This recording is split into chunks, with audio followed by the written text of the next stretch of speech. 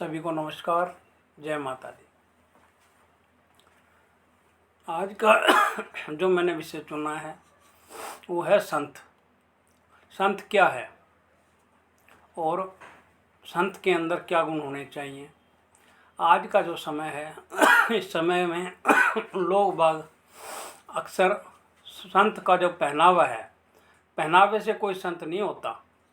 संत होता है विचारों से, और विचार तो सिर्फ उसी इंसान के अंदर आएंगे जो कि सही रास्ते पे होगा। आम तौर पे देखा गया है कि संत के कपड़े पहनने से ही लोगों को संत दिखाई देता है, वैसे कोई संत दिखाई नहीं देता। मैं 10 साल से ये गद्दी लगा रहा हूँ और 10 साल से कार्य कर रहा हूँ, लोगों की भलाई कर रहा हूँ, लोगों की सेवा कर रहा हूँ और लाखों लोग मेरे से जुड़े हुए हैं। लेकिन उसके बावजूद भी मैंने अपना पहनावा जैसा था वैसा का वैसा रखा।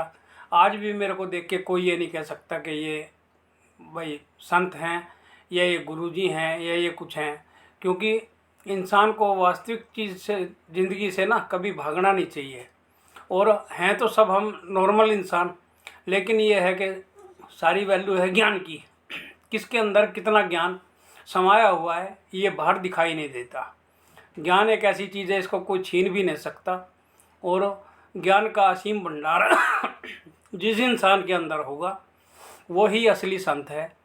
संत की कोई ऊपर से पहचान नहीं होती, कोई तिलक लगाने से संत नहीं बनता, कोई कप पहनावे से संत नहीं बनता। तो संत को जल्दी से पहचाना नहीं जा सकता। असली जो संत होगा उसको दुनियादारी से तो कोई मतलब ही नहीं होता।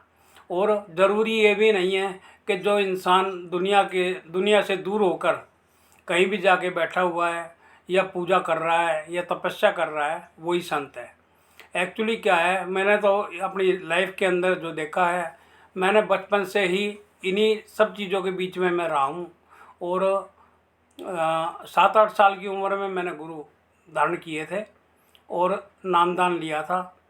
और अब लगभग मेरी उम्र जो है 55 साल के आसपास हो गई है। तो मैंने अपनी ज़िंदगी में हर तरह का अनुभव लिया है। किताबी अनुभव जो है, किताबी अनुभव एक अलग चीज़ है, और वास्तविक जीवन के अंदर जो अनुभव लिया जाता है, जो कि हम सब के बीच में रहते हुए जो ज्ञान लिया जाता है, उस ज्ञान का बहुत महत्व होता है। क्योंकि असल में वो ज्ञान किसी को जल्दी से देने वाला भी नहीं मिलता और वो ज्ञान मिलता भी नहीं है। क्योंकि इंसान इन सब झमेलों में जो पड़ा रहता है, कमाने के इन लालसाओं में और परिवार की जिम्मेवारियों में निभ के फंस के ही वो रह जाता है और इससे जल्दी से बाहर नहीं निकल पाता। आज मेरा जो समय है, मेरी जो उम्र है, मैं हर चीज़ों को पूरा करके, अपनी सारी जिम्मेवारियों को पूरा करके तब मैं इस चीज़ को आज अमल में ला रहा हूँ। क्योंकि ये सब चीज़ें तो मैं 10 साल से देख भी रहा हूँ, अनुभव भी कर रहा हूँ, और जो मेरे से सही हो पा रहा है वो सही करने की भी कोशिश कर रहा हूँ। तो मेरा जो मेन उद्देश्य है वो सबसे पहले है स्वास्थ्य। अगर इंसान का स्वास्थ्य सही होगा तो इंसान के अंदर एक एनर्जी रहेगी, जिस एनर्जी की वजह से वो हर काम को बड़े आराम से, बड़े प्यार से कर पाएगा। और जिस इंसान के अंदर अपने शरीर में जान नहीं होगी, वो दूसरे के लिए तो क्या, वो खुद अपने पर भी बोझ बन जाएगा।